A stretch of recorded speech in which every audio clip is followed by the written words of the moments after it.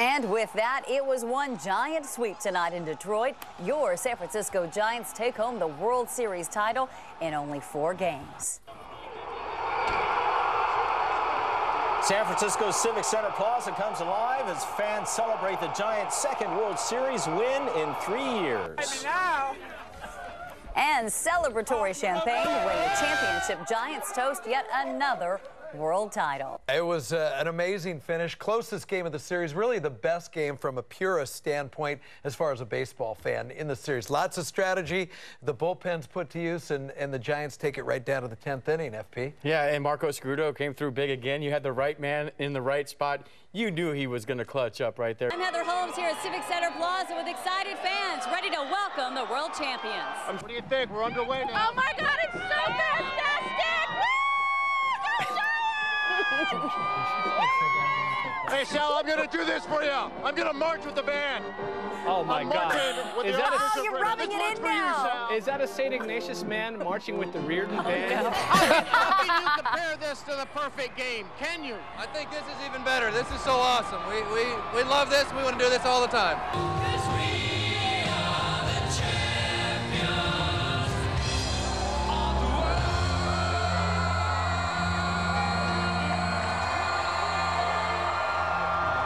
We have live team coverage tonight. KTVU's Ken Wayne and Eric Rasmussen have been on the ground for those confrontations. We begin with Ken, who's live at 14th and Broadway. Ken? Frank, we wanted to show you that 14th and Broadway is clear for the most part, but we also have still a number of people here and police on the sidewalk across the street in riot gear. We were doing some interviews with protesters and police around 8:30, talking about how peaceful the demonstration had been, but then things suddenly turned violent.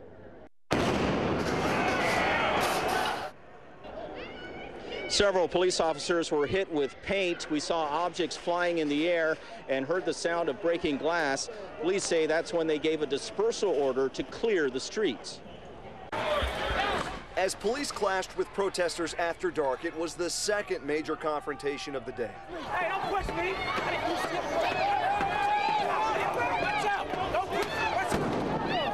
Around noon, officers met an angry crowd in the middle of Broadway near 14th Street.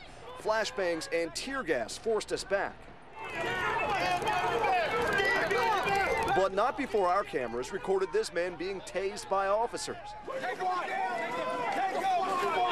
He didn't do anything. Oakland police later confirmed they made 4 arrests during this confrontation. It's a KTVU exclusive. Right now, a 21-year-old man is in custody in the South Bay, being questioned in connection with the disappearance of Sierra Lamar. Good evening, everyone. I'm Frank Somerville. And I'm Julie Hayner. A major break tonight in the disappearance of Sierra Lamar. KTVU News has learned Santa Clara County Sheriff's deputies have a suspect in custody, and sources tell us exclusively they are preparing to book him for murder. The breaking news now only on 2 from our KTVU reporters in the South Bay. Heather Holmes is at the Safeway store in Morgan Hill where the arrest took place. But we begin with Robert Honda at the Sheriff's Department in San Jose, where moments ago we got our first look at the suspect. Robert. Well, Julie, here at the Santa Clara County Sheriff's Office, there are high hopes that this arrest is the break that investigators needed to solve the Sierra Lamar case. Now, we were at this Safeway store on Tennant Avenue in Morgan Hill at around 6 p.m. when sheriff's detectives took a store employee into custody. He would turn out to be a suspect in the Sierra Lamar kidnapping case.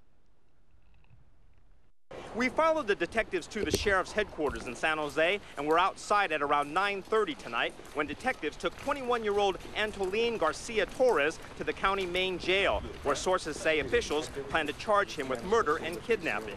Sources tell me detectives questioned Garcia for 2 hours about the missing teenager, trying to find out her location, but were mum tonight when we tried to get more details.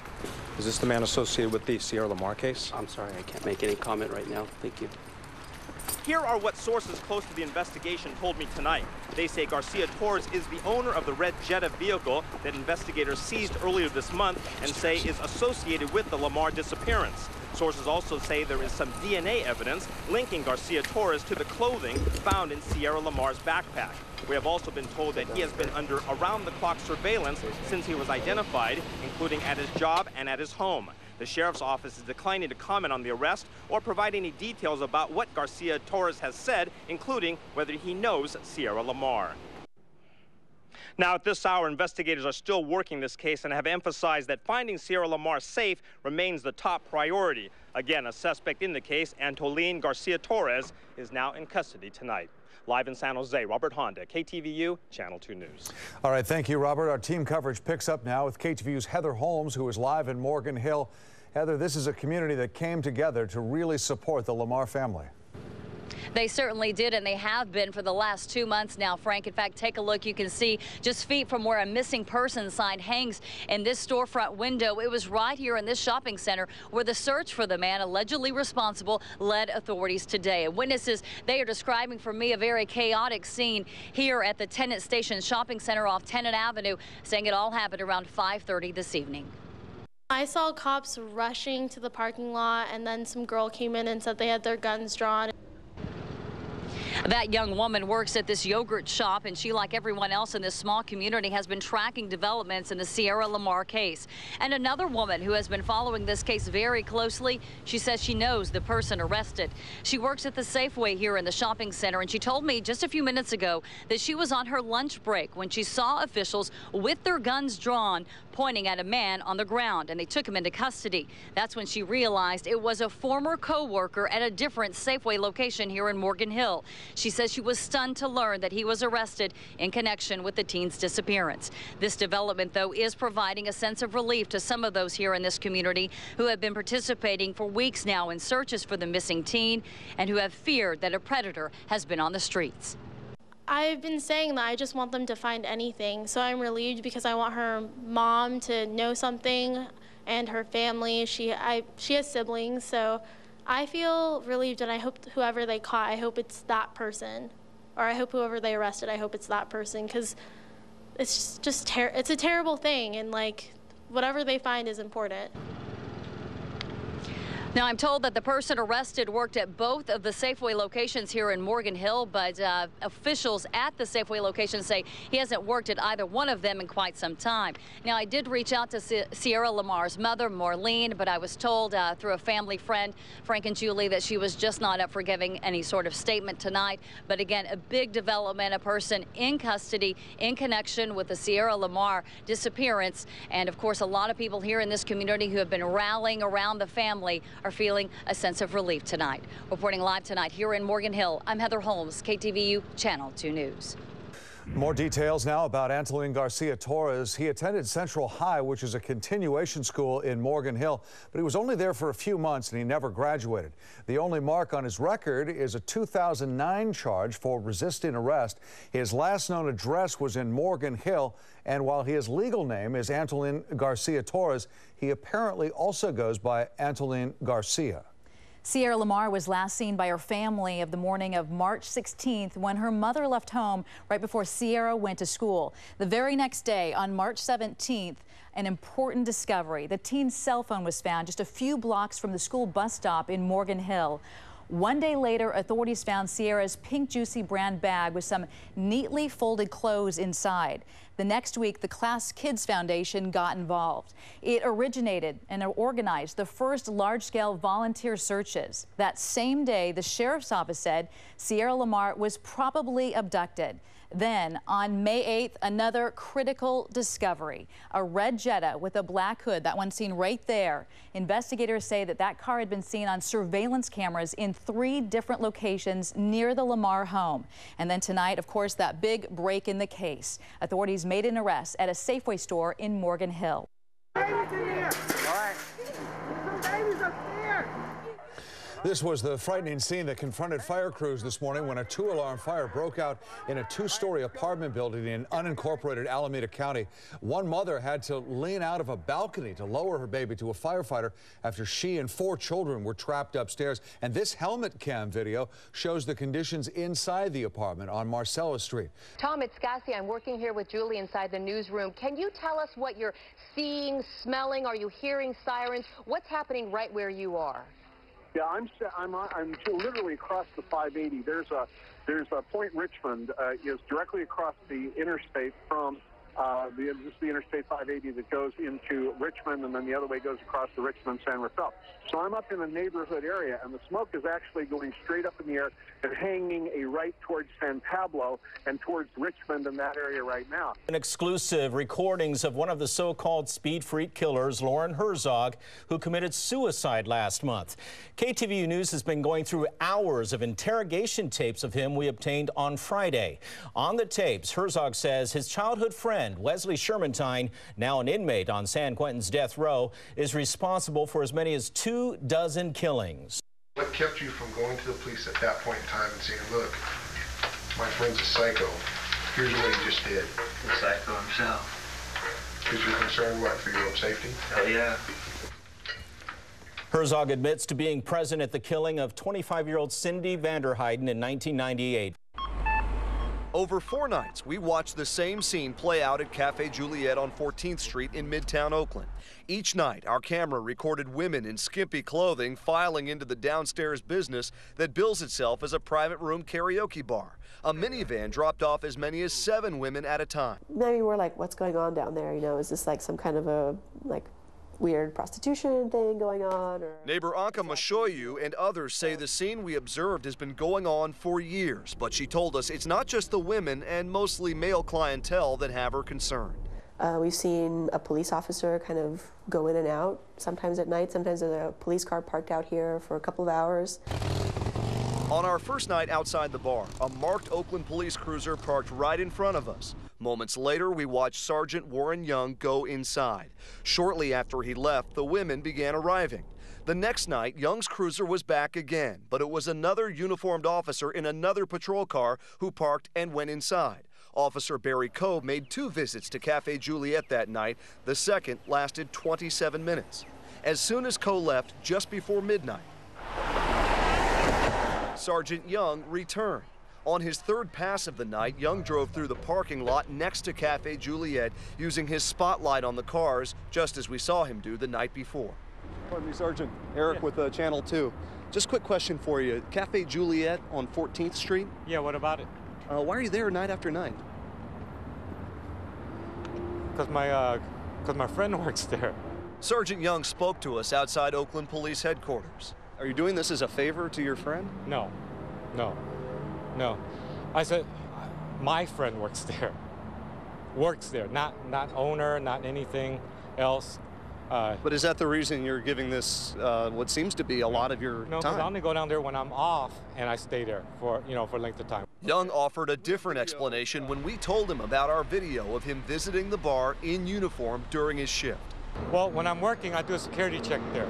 Because what happens is that, can we talk off camera for a second and I'll tell you what's going on? He said he couldn't elaborate because of an investigation, but Young insists there's nothing illegal happening inside Cafe Juliet. Okay. And I had a regular tell me flat out, you can get girls here. Does that concern you to hear that? No, that is completely untrue. Well, I can't say for the fact because I don't follow those people home, right? Can you tell us what kind of business is being run here? Karaoke bar. We found the bar's manager, John, out front. What about all the girls we see come in here every night? You see any girl coming here right now? Well, we've seen girls. Any police officer should know, as you and I should know, what's going on in there. It's not singing karaoke. We showed our video to former Alameda County Sheriff Charles Plummer. He says the Oakland Police Department should be questioning what its officers are doing here. I would start an immediate investigation. Absolutely. Right now. Plummer, with more than 50 years in law enforcement, doesn't believe we stumbled into an ongoing investigation. If they were checking on this place, it wouldn't be a uniform that would be doing it. It'd be plainclothes people. A Bay Area teenager with a big grin and big dreams. At age 15, Kayla Reed's future looked bright. But in early December 2005, the light turned dark.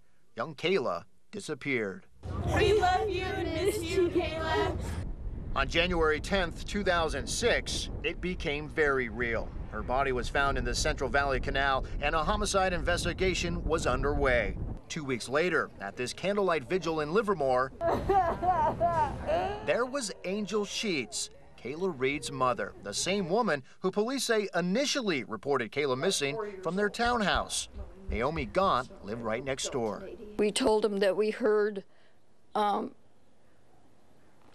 you know, them screaming a lot and fighting a lot. When I first heard about it, I thought that Angel might be involved somehow. And so did Livermore Police. Nearly 2 years after Kayla's body was found, Angel Sheets and her friend Dennis Murphy were named persons of interest. Investigators said Sheets failed a polygraph when asked about covering up physical evidence from that night. They also said Dennis Murphy told detectives quite the story about the night Kayla disappeared.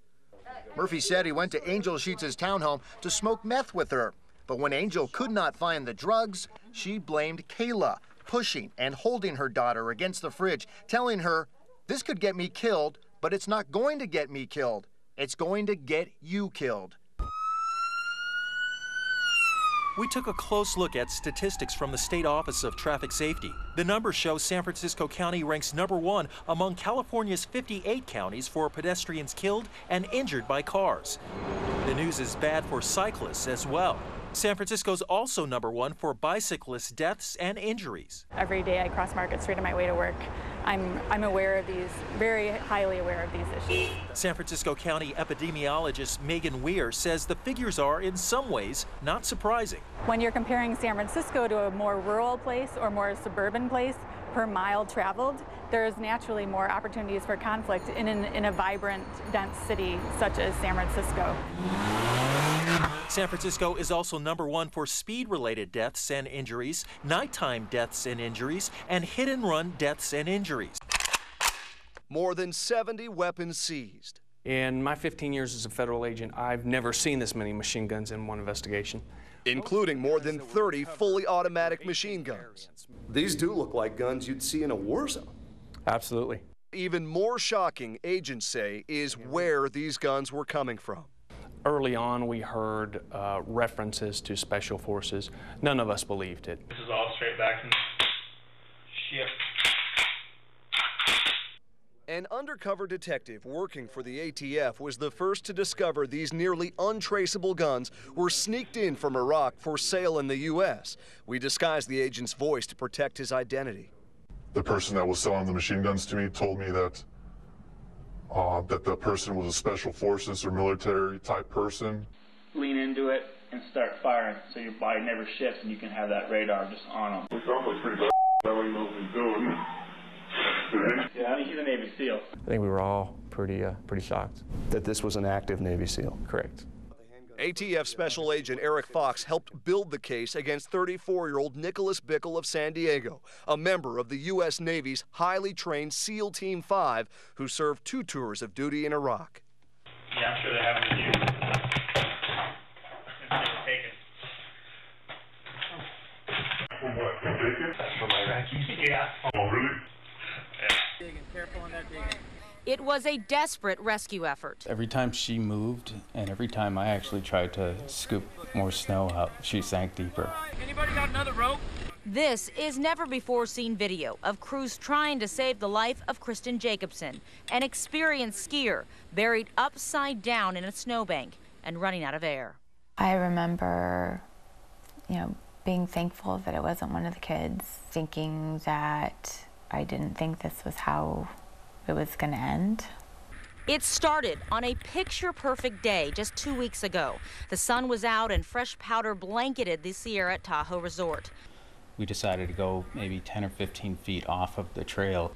But when Eric spots a slight divot in the snow, he hesitates. As I'm saying, don't go there, as those words are leaving my mouth, she just disappeared.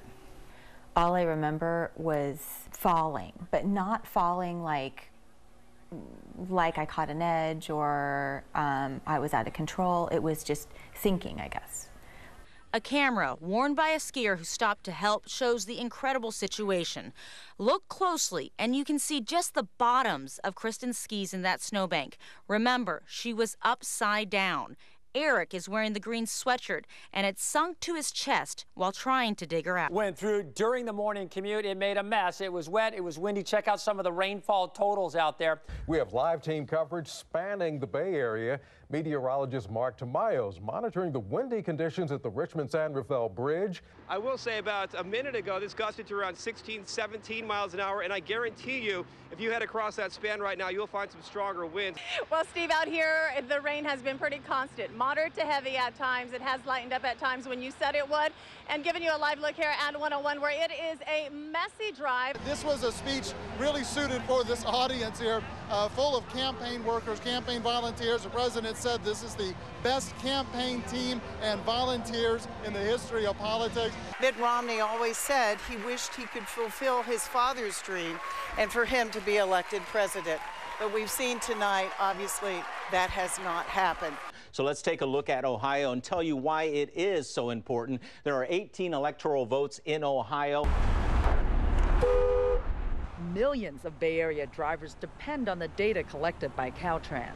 Well, it seems like a waste of money if it's not working accurately. Christina Curry of Danville is one of them, regularly driving Interstate 680. The data is collected by Caltrans using 3 principal methods: specialized loops of wire under roads, wireless sensors replacing the old loops, and fast-track transponders in vehicles.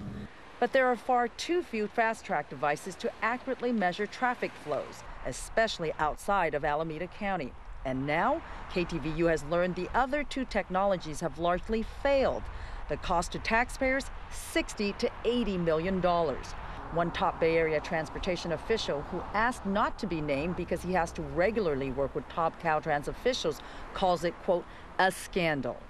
Caltrans has known the data being sent to these electronic message boards are faulty at key Bay Area locations. It has also failed to report it to the paying public, the agencies that depend on the critical information, and even the state legislature that it's accountable to. Tonight's special report is a cautionary warning during this season of giving. KTVU's Rita Williams spent 4 months investigating an organized group collecting donations outside of Bay Area stores. And we learned they're padding their pockets, but not for the charity they say they represent. You have a good day. Giver beware.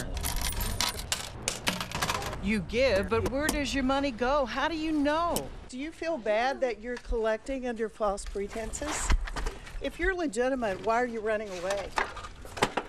We taped this woman who calls herself Dee, collecting money in San Jose for Rosalie House. What she told our producer in this undercover video was a shelter for homeless or battered women and children. What shelter do you use it for? For Rosalie's house, for battered women and children. Oh, where's that? Huh? Where's that? It's in Santa Clara County. She's conning people. She's a con artist, and people are thinking they're giving money to a worthy cause. That's why this shopper contacted us. We watched Dee arrive before dawn to get a spot in front of a coveted Target store and stay until well after dark.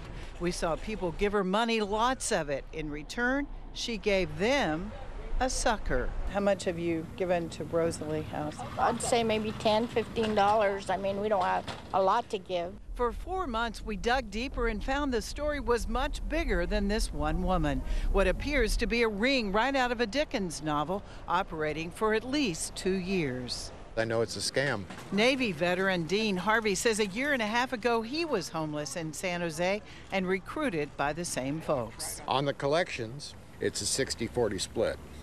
You get 40, they get 60. You get 60, they get 40. With 0 left for the charities he says are non-existent. I was hungry and I was broke, but I wasn't that broke. We visited the real Rosalie House in San Francisco, spelled slightly different, for survivors of domestic violence. Folks there said they have great need and the street solicitors are robbing them of donations.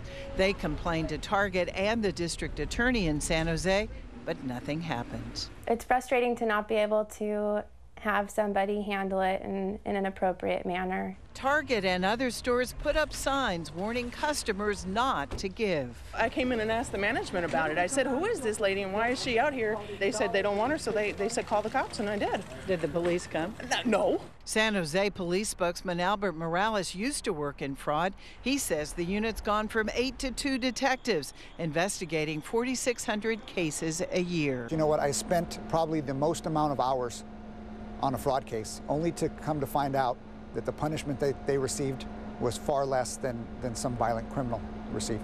And they got away with a lot more money. Street officers don't check to see if the tax ID number of the alleged charity is valid. In this case, it isn't. The number is for a city business license you get online. The person who runs the office told us the information you submit, even your name, is not verified. If they'd checked like we did at the location listed for Rosalie House, they'd find this motel and folks who say they've never heard of it. Is it stealing? I would say it is. St. Joseph Catholic Church's Sharon Miller has spent 3 decades working with the homeless and domestic violence victims. So she was suspicious when she saw a man collecting for Rosalie House, not the one she knew in San Francisco. She called Willie McMillan at the number on the flyer to see if there was shelter space for one of her pregnant clients. He said, well, we do work with individuals, we do get them into motels, but we're out of money now. Willie? When I called Willie McMillan, he asked why I was picking on him, said he would call me back with his tax ID number and an attorney would call me. No one has. What's the name of this charity? As for Dee, when she saw us coming, she grabbed the money lockbox and suckers. Can you ask Willie to come out here? You are the boss, not me. Willie's the boss, so you're talking to Willie? Loaded them into her car, a BMW, and sped away, hitting a shopping cart as she went.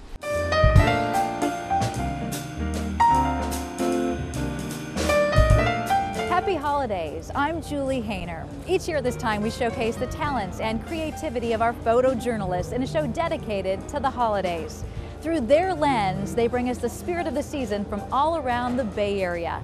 We're here at Christmas in the Park in San Jose, not far from where our first story takes place. In 1983, the town of El Viso was hit hard by the El Nino floods. The tragedy prompted a South Bay family to give rather than receive. Joe and Judy Santiago set out to spread holiday cheer with just a box of candy canes. As photojournalist Chris Paxton shows us, 29 years later, the Santiago's generosity continues to grow. We need one more. Perfect. Oh my gosh, what a deal. All that Teresa bought. Oh, here's something. You guys want to check if we had more of these in the back? It's down to science now. Can we do this? Okay, 4.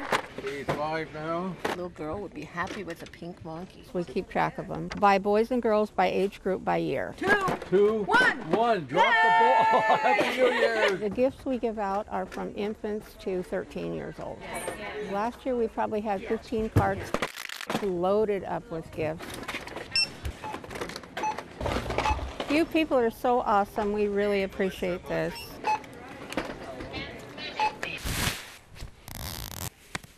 The kids just love meeting Santa. He's so excited to meet Santa Claus right now. Come see with Santa. Oh, ho, ho. Merry Christmas. The family gets their picture taken with Santa. Big smile. There you go.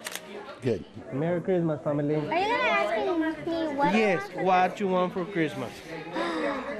A monster truck, a real one. We had probably about 500 children. Start out with like 5 right now. My grandma she's a go-getter. She just loves what she does and she's so good at it, and you know, it's just part of her personality. That's how this has gotten where, you know, it's reached where it has. Good job, Pedro. Thank you. We came out here that first year to do Santa, and I don't know, it just grew on us and we wanted to come back. You got Peter? Girls are 3, 1. 6-year-old boy. A girl, 12 and 8. No, wait. It's been a very small community, and then there was a flood a long time ago, and a lot of the families were put out. It was a scene of frantic desperation. Hundreds of El Viso residents trying to save their homes from flooding. Some people threw their bodies against the wall of water trying to hold it back. We did see it on television, and then one of my daughters, her mother-in-law, volunteered at the library and asked us to come out at Christmas, so that was how it started. They knew we had a Santa suit. Yeah, get in the back. Seeing their faces light up when they see Santa is just something that it breaks me up. You can choose whatever you want. What color? It gives us such satisfaction. It's a gift that I think keeps giving to all of us. Ready? Big smile. Ho, ho, ho. Merry Christmas.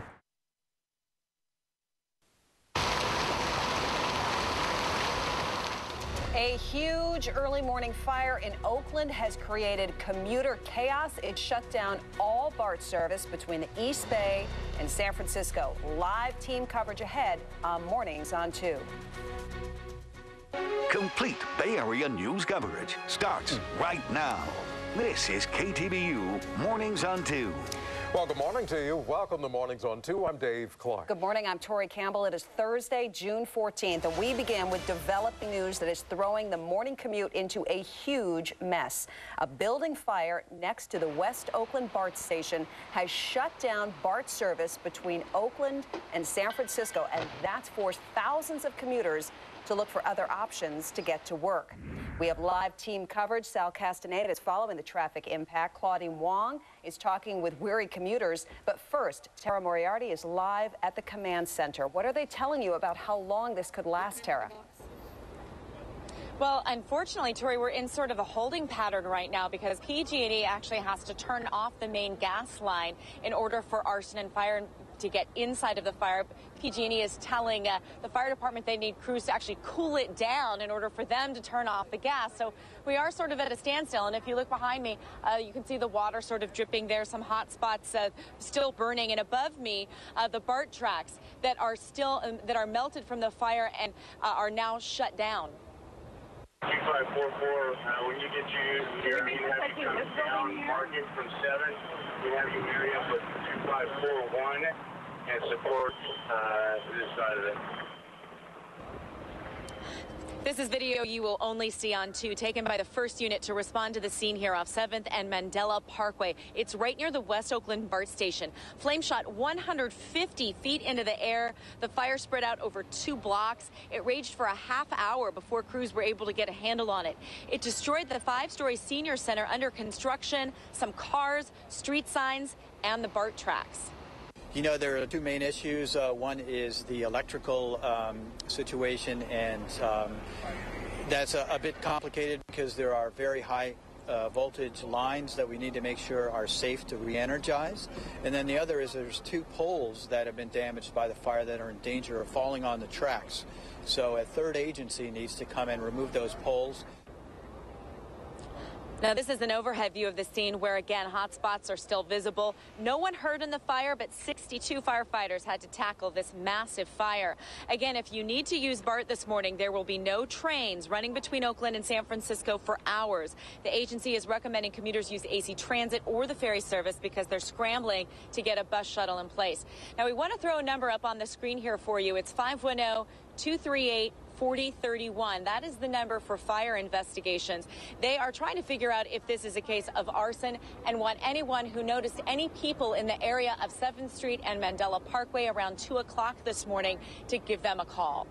I'm live in Oakland. Right now, we're going to head over to Sal Castaneda to see what the roadways are looking like, and I can imagine it's a headache out there. Sal? It sure is, Tara. This morning's commute is really terrible at the Bay Bridge, where a lot of people are just taking the car into San Francisco, and you can see from our News Chopper 2 that this backup extends for a good long time. This is almost as if there had been a major crash on the bridge, but really what it is people who have heard about the BART system not taking them into San Francisco and getting into the car. That's what a lot of people have had to do, and we have a big backup. Some of those middle lanes for fast track aren't as congested as the outside lanes, but still there is a big backup that stretches way beyond the MacArthur Maze and into San Francisco. And on the bridge, it actually is not all that bad. There's a little bit of crowding there, but the backup getting to the bridge is very, very slow.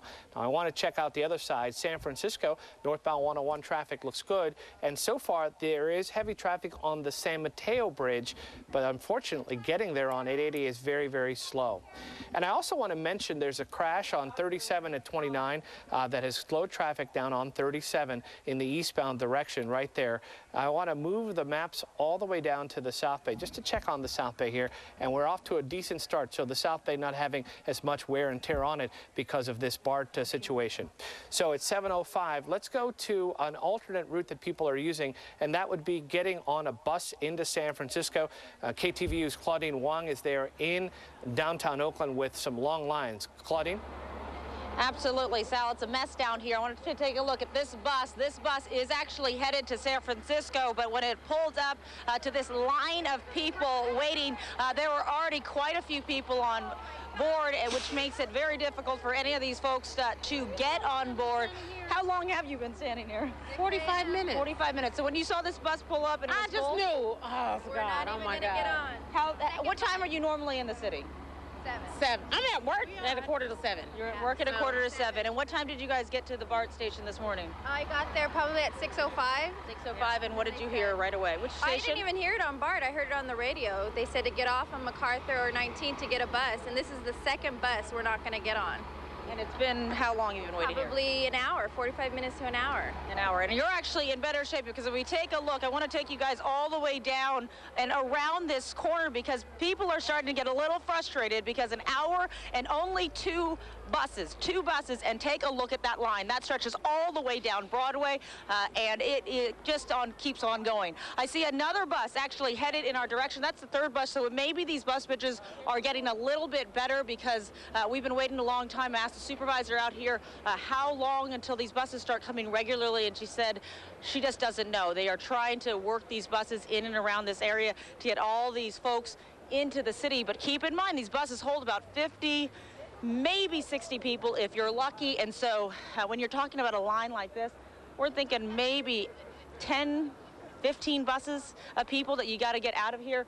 So it looks like this bus that we're looking at, the other one that pulled up was full. This one looks like it's empty, which will be a big relief for the folks up here. I want you to take it back up here because you talked about the open. We talked about those people who are maybe a little extra traffic, people coming in on the bridges. There's some people up here that we just passed we didn't get to talk to, but I know, look, this one's empty, right? Yes, it's empty.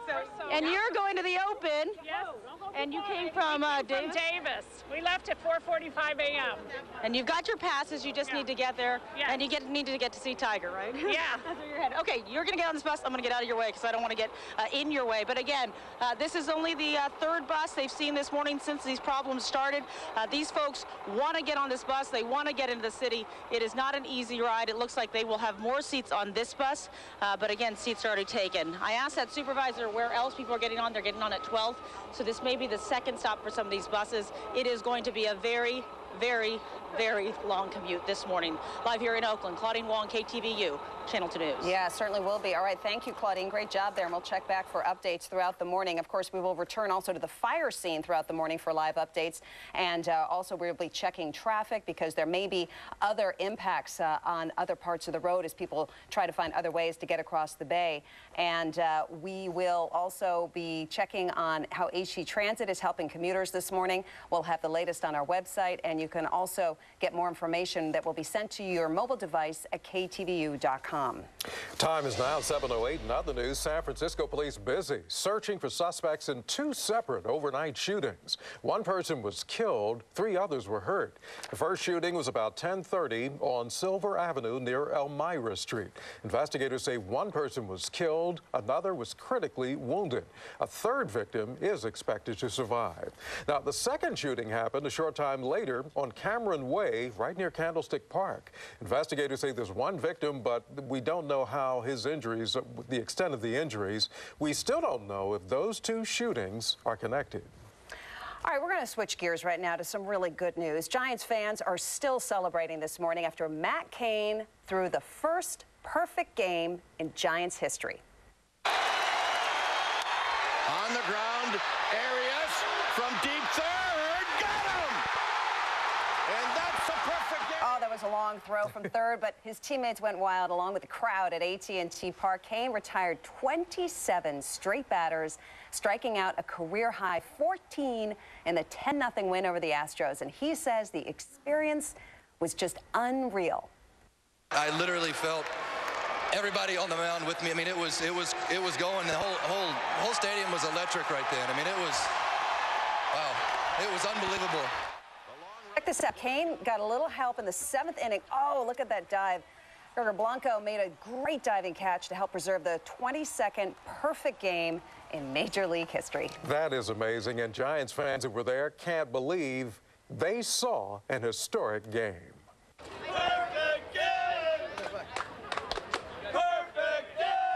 How about that for luck? 42,298 fans celebrating as they left the ballpark last night. Only one other Major League perfect game matched Matt Cain's 14 strikeouts. The fans of all ages knew they were at something special, one of the greatest games ever pitched. Best game I've ever been to. 10-0? Come on. Best game by far. Go back. Best game.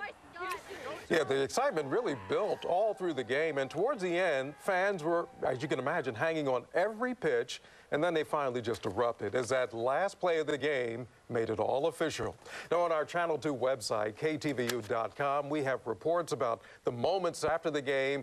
AT&T Park just went to a new level because Matt Cain pitched an historic perfect game.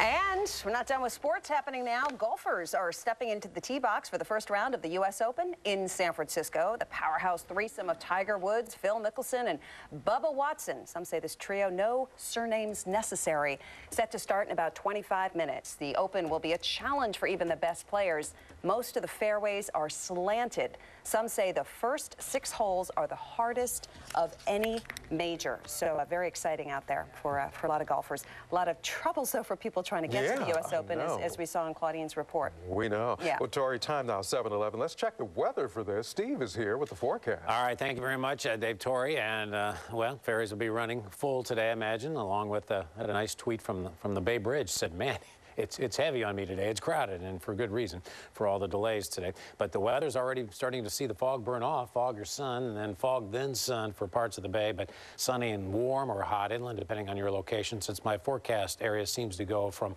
the Oregon border down to Brawley. It'll be hot for some inland, excuse me. We do have 60s on the coast, 70s or around 80s, but tomorrow we'll start that big warm up. In fact, you've probably heard by now, it looks to be very, very warm to hot on Saturday. Some of that fog will get wiped out with a northeast wind. So today we have some fog, but it'll be decreasing over the next couple of days. Near 100 degrees inland, high fire danger will also be with us. 50s on the temps. I'm losing it. I'm losing it. Okay, here we go. High pressure builds in. It's going to be warm to hot again by the coast, 60s or 70s, inland 80s to 90s. And then we'll see this really start to get very warm, orange and red as we head to Friday and also Saturday. So a breezy afternoon, but still lots of sun. I think everybody's in on that. 80s, 90s. Depending on your location, 80s could be in the upper 80s to low 90s, or 60s and 70s closer to the coast and bay. 90 Gilroy, 79 San Jose, 78 Santa Clara, 76 Sunnyvale, 60s, 70s on the peninsula and along the coast. The big news will be over the weekend when it'll be sunshine, it'll be hot and windy. Looks like cooler weather returns by Monday. All right. Thank you, Steve. It is 7:13. Violence against peaceful observers who attacked UN vans as they tried to enter a town in Syria. Also, California Democrats say they've got a plan, their solution to the state budget gridlock, but is it enough to meet Friday's deadline? Good morning. Huge traffic jams getting to the Bay Bridge because of BART service suspension from the East Bay to San Francisco. More on what you can do to get in and out of the city.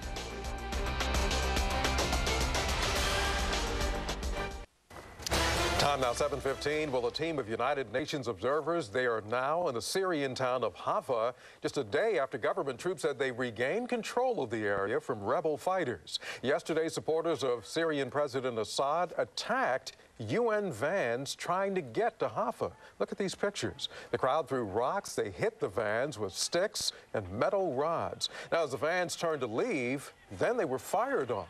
No UN observers were hurt.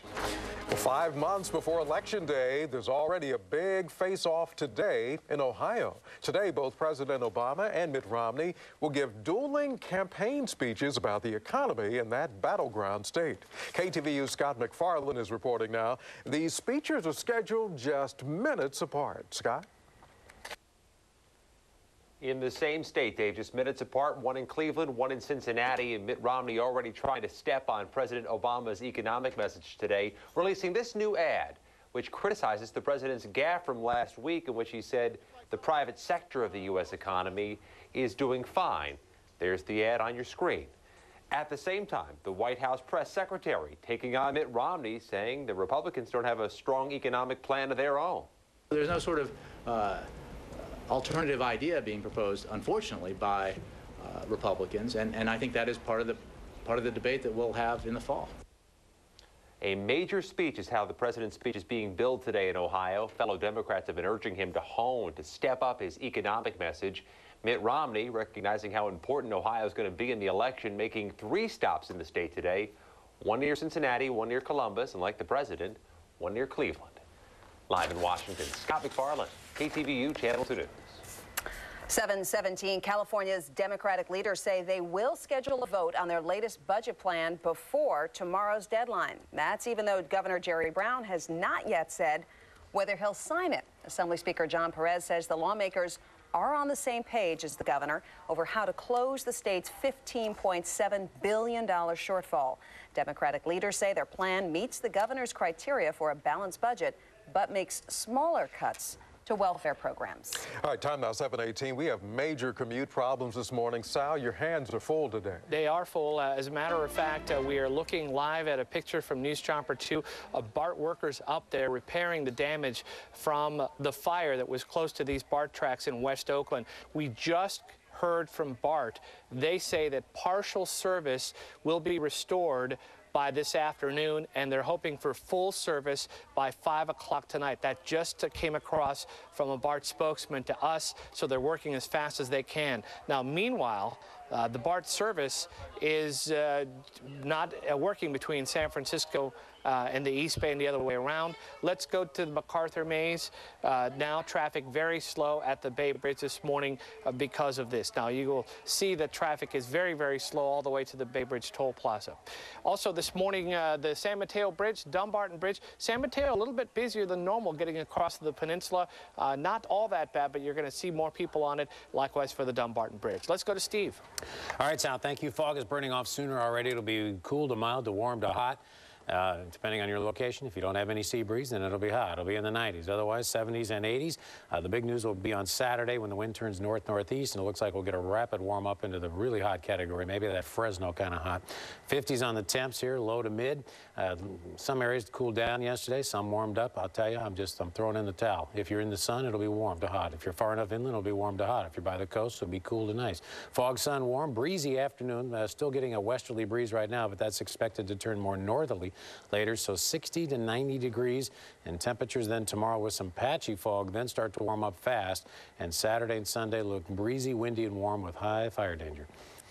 All right, thank you, Steve. It is 7:20. Obviously more, much more, and the big trouble for BART riders and, in fact, the whole Bay Area commute. A huge fire in West Oakland has stopped BART trains traveling across the bay between Oakland and San Francisco. We've just learned it is an all-day problem. There's been a little major problem earlier this morning, but they're working on that and they're trying to resume service as soon as possible. Stay tuned. We'll continue our team coverage, live coverage of this morning's commuter meltdown.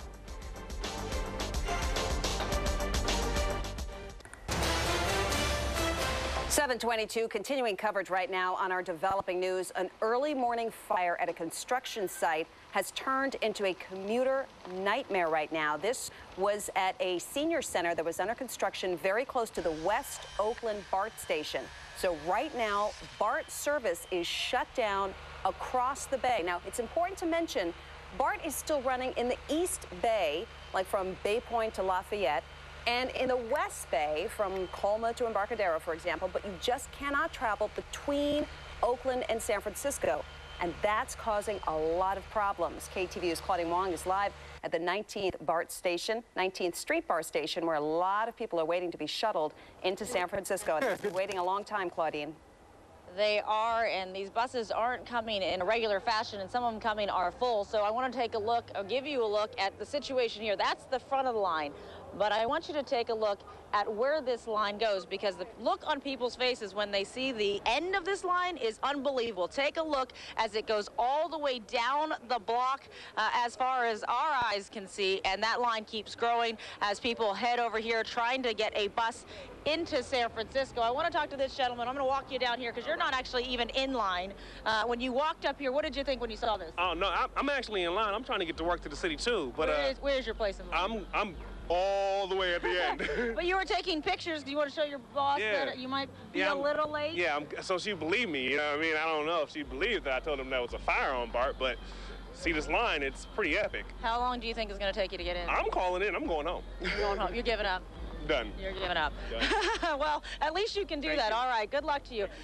All the rest of these folks are trying to be patient as they wait to see if they're actually going to make it in. I can tell you, we've been here since before 6:30 this morning, and we've seen 3 buses come. Keep in mind, each of these buses hold 50 to 60 people, and a lot of these buses that have been coming have been full. So I talked to the supervisor out here, and I said, when are they going to send you other buses that aren't full? She said, look, they're coming from other locations. They're picking up people here. They're trying to squeeze as many people in as they can, but obviously it's very difficult. And so the folks who are waiting here are just going to have to keep on waiting until they get enough buses over here to bring them in. The good news is, as you just heard, that some of these people you've been talking to, they said, look, I'm worried about getting in. I'm also worried about getting home. It looks like they may be able to get home if BART does restore service like they just told us they were going to by this evening, but that does remain to be seen. So the line just continues to grow. Literally, people just keep coming across the street, getting in line. How long it'll take to get to this line, it's just impossible to say, because we've been watching and waiting. We show you 2 buses in our last report. We haven't seen a bus since. So buses moving through here, trying to get people to their destination. It's not happening quickly. People getting a little frustrated out here. Live in Oakland, Claudine Wong, KTVU, Channel 2 News. Yeah, Claudine, I like what that guy said. The line is epic. I think that's epic. Yes, it is. It is unbelievable, and it just keeps growing and growing and growing. We can't even see the end of it. Wow. All right. Well, like that young man did, it might be good just to call it a day and head home. All right. Thank you, Claudine. Well, there is continuing coverage of this story throughout Mornings on 2. And coming up at 7:30, reporter Kara Lou with a witness in the fire zone where this all started, what he saw and heard. All right, Tori, time now 7:26. Sal, you and News Chopper 2, you're going to try to help them as much as possible, right? You know, we've been looking at, I even tried to go to the East Bay Ferry website, and their site has crashed. So I think a lot of people had that, you know, inclination. I go to eastbayferry.com, and it's just not letting me bring it up. I've tried on several computers, so I think they're probably having a bad morning over there. Let's go out and take a look at the commute here on 880 northbound. You could see traffic very, very slow coming out of Oakland. And also very slow this morning on 580 getting to the MacArthur Maze, the big backup at the Bay Bridge Toll Plaza. Also this morning we're looking at some other things here. The traffic in the South Bay has been happily normal. It is slow here and there, but it has not been affected by all this craziness in the East Bay. 101's a little slow, and so is 280.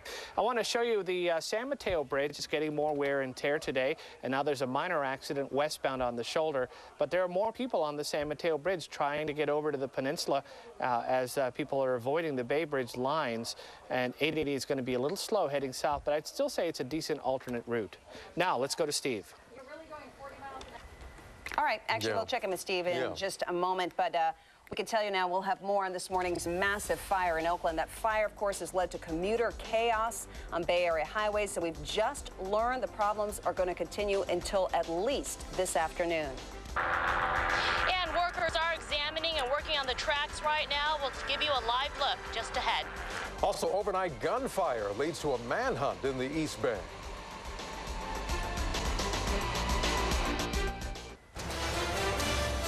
It is 7:30. Returning to our top story this morning, more on the BART shutdown. As Sal mentioned minutes ago, BART hopes to resume full service between Oakland and San Francisco by this evening. Now, a fire broke out near the West Oakland BART station about 5 hours ago. KTVU's Kara Lou is in the fire zone as crews continue to water down the area. Good morning, Kara. Good morning. Well, we are here at 7th and Mandela here in Oakland, and this intersection just opened about a half an hour ago, but you can see the lights still aren't functioning correctly yet. It's creating quite a bit of confusion here. Now, if you look just beyond this intersection, you can see BART workers examining the tracks, doing what they can to get everything back on track. And if you take a look just behind that, that is the 880 freeway. You can see traffic is moving at a crawl. Morning commute again, just a mess between Oakland and San Francisco. Here's why. A massive fire earlier this morning. It started just about 2:15. You could see that firefighters were clearly aware of how close this was to the BART tracks and the West Oakland BART station. Flames were shooting high into the air. We've heard some estimates 150 feet into the air from firefighters. Also a ton of thick black smoke. And what was on fire was a senior apartment complex that was under construction here near 7th and Mandela. The 120-unit project was in the framing stages. Investigators are looking to see if arson is to blame. Meanwhile, witnesses telling us the explosions they heard sounded like gunshots. About 2:20 this morning, I was asleep, and I heard a big old explosion, just boom, and looked out my front door. I didn't see nothing. By the time I got back to the bed, I started hearing alarms and got back up again and just seen flames all just shooting straight up in the air. Again, no service, BART service between Oakland and San Francisco right now. BART hoping to get everything up and running by this evening, but there's no service right now because this fire caused damage to insulators, communications, and electrical cables and equipment. And a lot of trains here in the East Bay are being turned around at the 12th Street station.